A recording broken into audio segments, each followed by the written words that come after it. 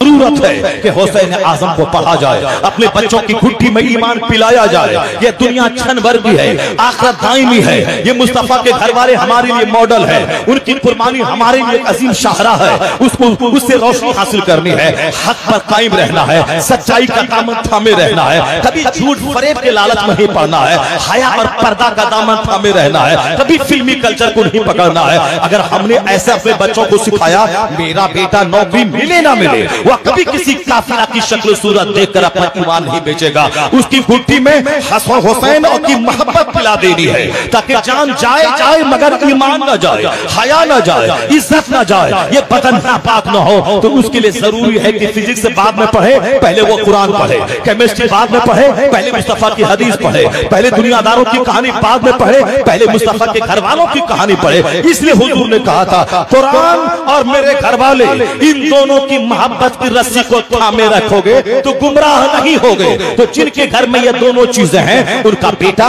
बाप का फरमाबरदार है, उनकी बेटी अब हया में रहती है, उनके घर का कोई बच्चा काफिरों के साथ नहीं भागा। और जहां मौलाना को गाली है, जहां दिन का कोई चर्चा नहीं है, जहां अमिताभ की बात है, करीना कटरीना की बात है, फुटबॉलर क्रिकेटर की बात है, जहां इंजीनियर डॉक्टर बनने की बात है, जहां सिर्फ दुनिया कमाने की बात है, 90% कहानी करबला के हवाले से जो बोली जाती है, 90% कहानी सब गढ़ी हुई है, सब झूठी कहानी है। जैसे फिल्म की कहानी होती है, एक बंदा उसको लिख देता है और एक हीरो उसकी एक्टिंग करके अदा करके कभी रोना कभी हंसना, वो सब एक कहानी बना देता है और लोग उसको सही समझ करके 3 घंटा फिल्म हॉल में बैठ के देखते हैं। तो उसी कहानी की तरह इमाम हुसैन की कहानी को फिल्मी कहानी लोगों ने बना दिया, रोने की कहानी, रुलाने की कहानी, रंग जमाने की कहानी। जबकि बुजुर्गों ने कहा 90% कहानियां सब गढ़ी हुई है, सब झूठी कहानी है। हाय सोहरा हाय सकीना की कहानी झूठी कहानी है।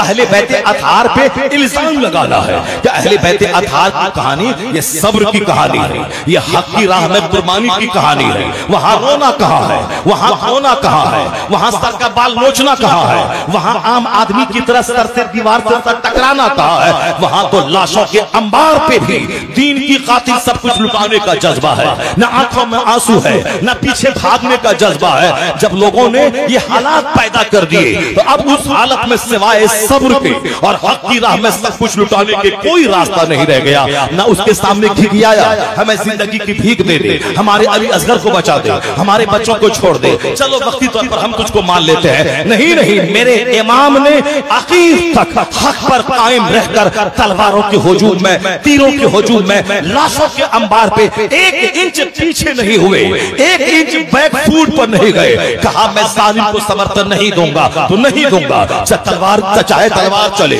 चाहे गर्दन कटे, चाहे बच्चे पिटे, चाहे प्यास के मारे बच्चे बिलके, जालिम को समर्थन नहीं दूंगा। जालिम को समर्थन का मतलब है जुल्म की हिमायत करना, जुल्म का साथ देना। ये हुसैन से नहीं होगा।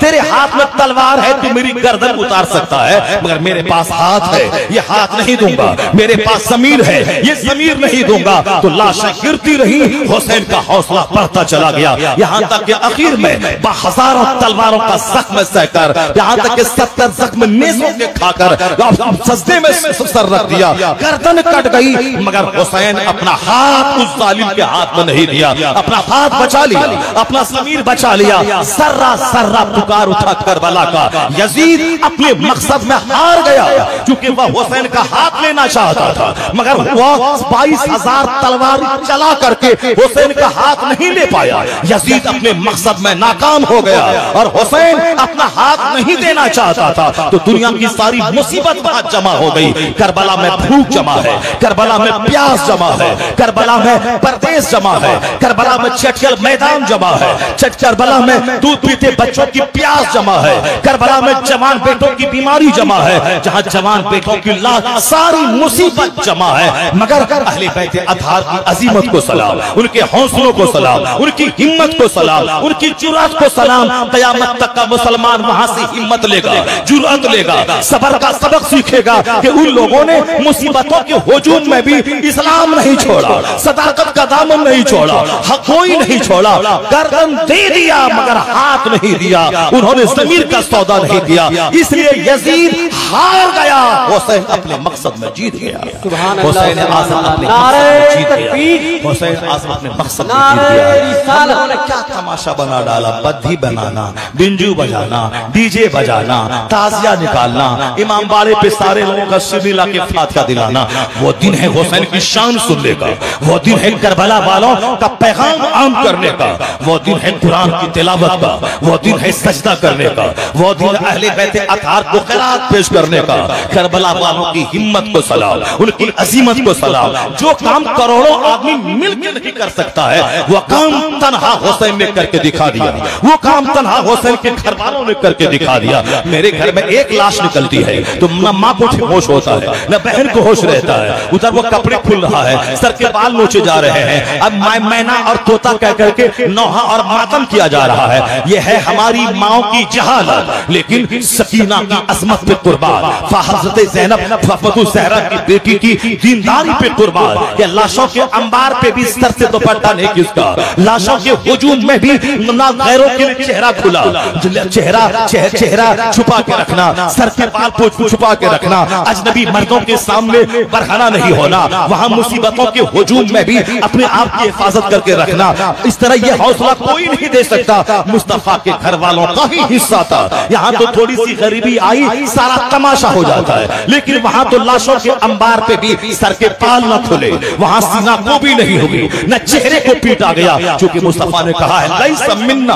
मन ज़रबल हुदूद व शक्कल जुयूब व ताबल जाहिलिया। हुजूर कहते हैं वो हमारे घरों में से नहीं है जो अपने चेहरे पे मारे, जो अपने गरीबान को फाड़े, जो जाहिलियत के जमाने की तरह नौहा और मातम करे। हुजूर कहते हैं वो हमारे घरों में से नहीं है, वो हमारी उम्मत में से लैसा मिन्ना मन ज़रबल हुदूद, जो अपने चेहरे पे मारे वो हम में से नहीं है, जो अपने गरीबान फाड़े वो हम में से नहीं है, जो दावल जाहिलिया, जो जाहिलियत के जमाने की तरह नौहा मातम करे। जब तक जिंदा है तो पूछने वाला नहीं है, हम मरने के बाद मैना और सोना हो गया, उसके बाद एक एक बातों को याद करके रोना है और सीना पीटना है। इमाम हुसैन के ना इमाम के घर वालों ने बता दिया कि जब वहां का मर्द भी लाजवाब है, वहां की मस्तूरात भी लाजवाब है, वहां की खातून भी लाजवाब है, इसलिए हुजूर के घर वालों से हटा तो हमारा तमाशा बढ़ गया।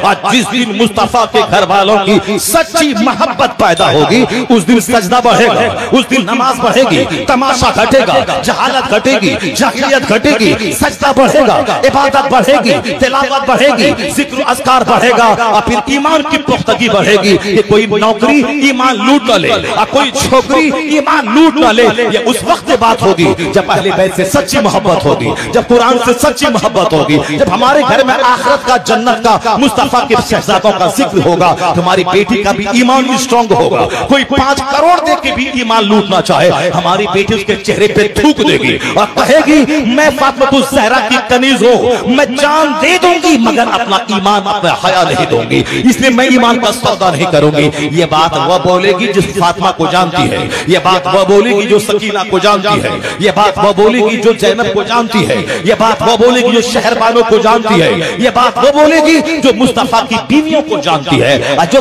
करीना को जानती है, जो कैटरीना को जानती है, जो शाहरुख खान की बीवी गोरी खान को जानती है। वह तो किसी खूबसूरत लड़के को देखेगा ईमान बेच डालेगी, वह तो नौकरी वाले को देखेगा ईमान बेच डालेगी। यही हाल हो रहा है मुसलमानों के कई लाख और कई लाख बच्चे जो गैरों की गोद में भीड़ चढ़ गए। इसीलिए उनके घर में तमाशा है, उनके घर में व्हाट्सएप है, उनके घर में इंस्टाग्राम है, उनसे घर में रात रात भर बुलू फिल्में देखी जाती है, उनके घर में मौलाना को गाली दिया जाता है, उनके घर में दीन के नाम पे सिर्फ सेवई खाना और दीन के नाम पे सेवाई सिर्फ टोपी पहनना और नया कपड़ा पहनना, यही ईद है। चाहे रमजान में एक रात तरावी न पढ़ा हो, चाहे रमजान में खत्म कुरान न किया हो, एक दिन का रोजा न रखा हो, उसका मतलब ईद है सेवई खाना, उसके मतलब ईद है त्योहार मौज मस्ती करना।